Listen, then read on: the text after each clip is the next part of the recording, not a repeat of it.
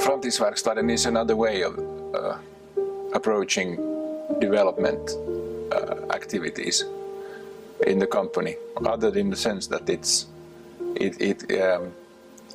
starts from the assumption that knowledge is actually created in social processes. Before jag tänker ta en sån här lite sån här känsla och då blir det frågan liksom på något sätt.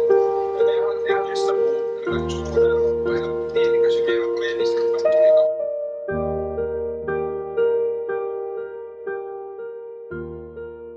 This is a huge change of mindset and nothing that a traditional management could ever do on its own.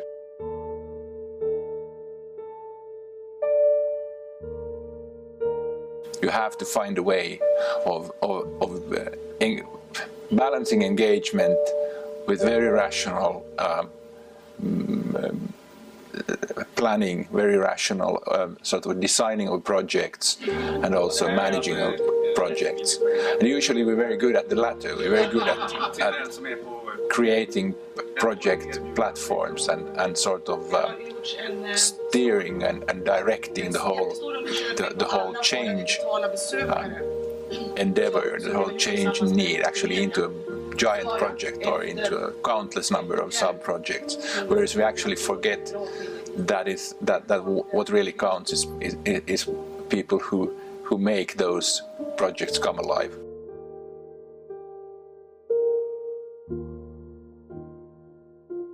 The future is difficult, and it's going to be even more difficult if we're going to try to do this within a group of 10 or 20 people even. We need this change to be a part of the daily work. It's very fun. You need to think in new ways, and it's exciting. You get very tired, of course, in the evening because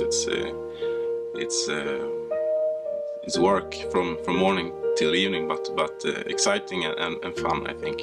There are actually a small number of elements in future works or in Framtidsverkstaden that really drives the whole thing. And the principal one is actually the question, or even the questions, the core questions that relate to the actual work or enigma at hand. So forming the real questions that will drive curiosity and professional curiosity for many people who have been in the business for, as in the media companies, have been in the business for 20 years. People believe in what they see and they don't believe in what people tell them. So in order to have this change to be in the whole company, we need people to see it, the change and the future for themselves. Någonting måste vi utlova. Mer journalistik, bättre innehåll, nya kronikörer, mer rörlig bild, nya bevakningsområden. Alltså de digitala kanalerna måste bli bättre. Never tried this before, so it's a new experience for me. And like I said before, I think it's very good to do this type of exercise because you develop yourself.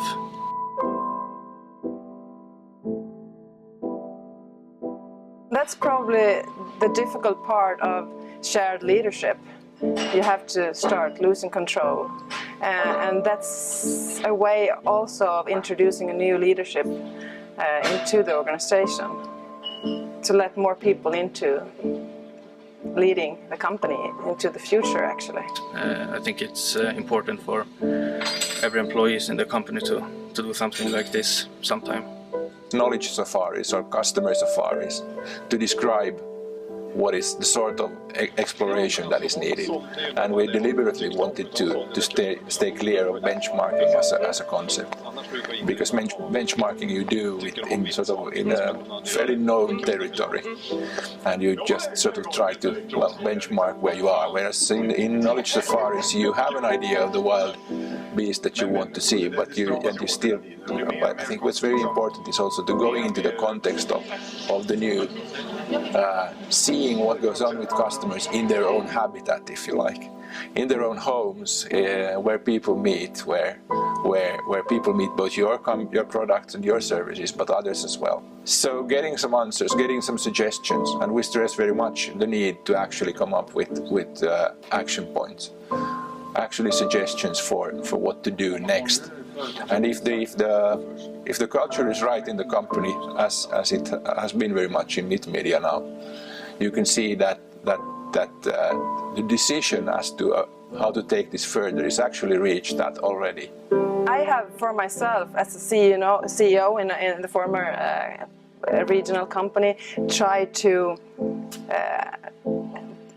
get people to understand what is happening in our customers' life by telling them and talking to them, and it's not really working. But now going out and seeing for themselves, they will understand it, and they do immediately in a different way.